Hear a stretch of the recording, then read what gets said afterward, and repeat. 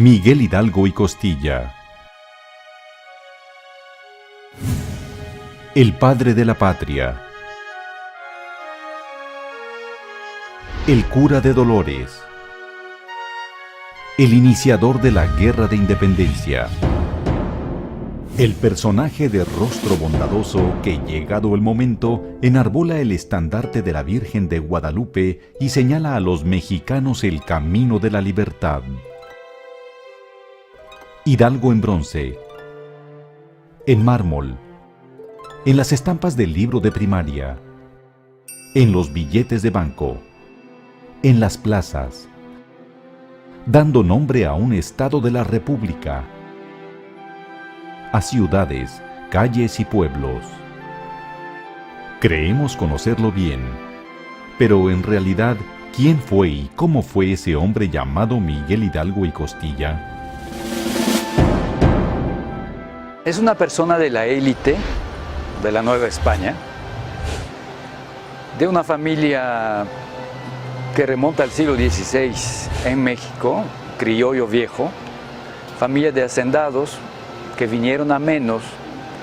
Su papá era administrador de Hacienda, pero Hidalgo, a lo largo de su carrera eclesiástica, que fue una carrera brillante contra lo que dicen algunos historiadores, pues rehizo la fortuna de la familia, de cierta manera fue reconstruyendo.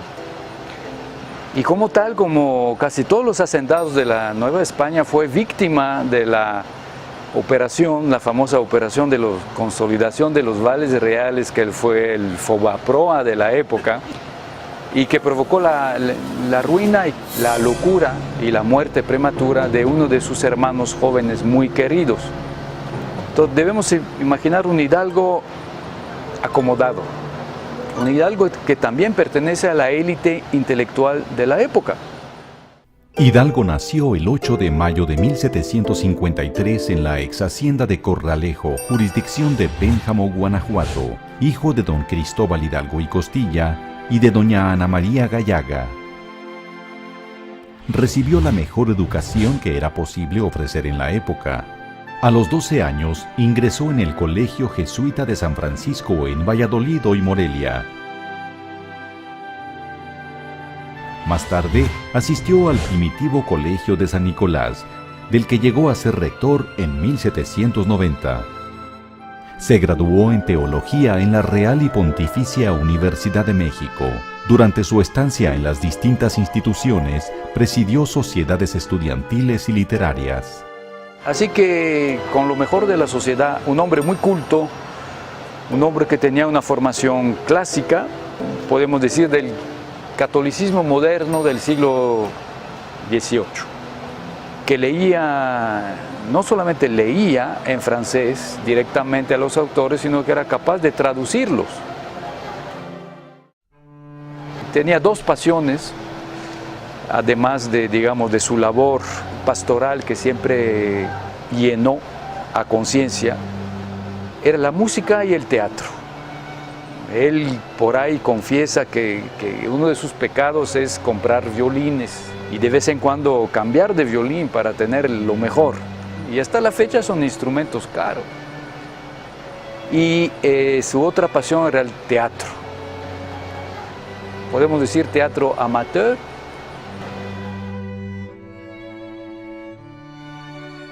Fue un hombre de ideas avanzadas, intelectualmente inquieto, bien informado, sensible a los problemas sociales, de carácter fuerte e impetuoso, con dotes de líder.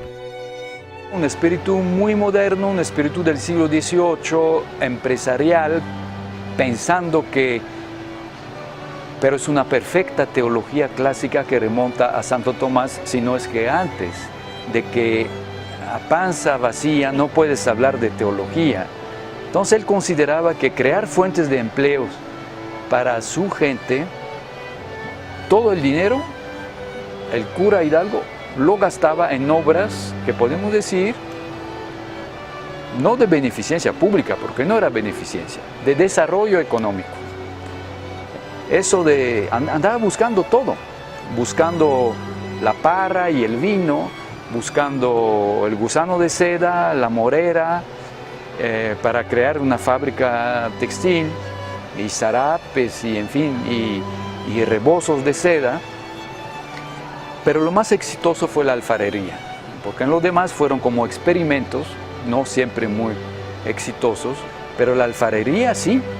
Y yo creo que la tradición que se mantiene hasta la fecha se la debemos al cura Hidalgo. Sus actividades lo convirtieron en un personaje bien conocido no solo en Dolores, sino en toda la comarca. Pertenecía a un influyente círculo de amistades que frecuentaban también el intendente de Guanajuato, Juan Antonio Riaño, y el capitán Ignacio Allende. En estos grupos se hablaba de literatura, de música, de libros, pero también de política. Charlas en las que exponían su malestar por las reformas borbónicas, una iniciativa del rey Carlos III, quien gobernó el Imperio Español de 1759 a 1788. Las reformas, pensadas para modernizar la administración del imperio, perjudicaron a los criollos, que resintieron la pérdida de poder.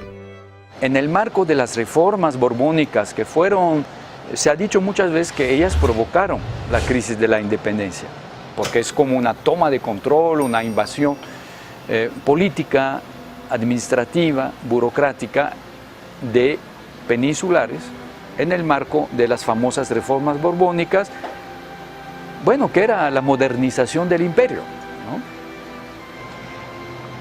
Objetivamente, los criollos ni perdieron el control de la iglesia, como se dice muchas veces, y tampoco perdieron el control de los ayuntamientos.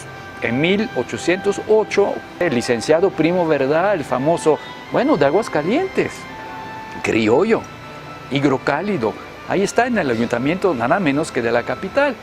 Y hay ese texto famoso, que finalmente que podemos considerar exagerando un poco, como un antecedente inmediato de la independencia, pero que al pobre le costó la vida, porque lo metieron en la cárcel, se enfermó y ahí murió.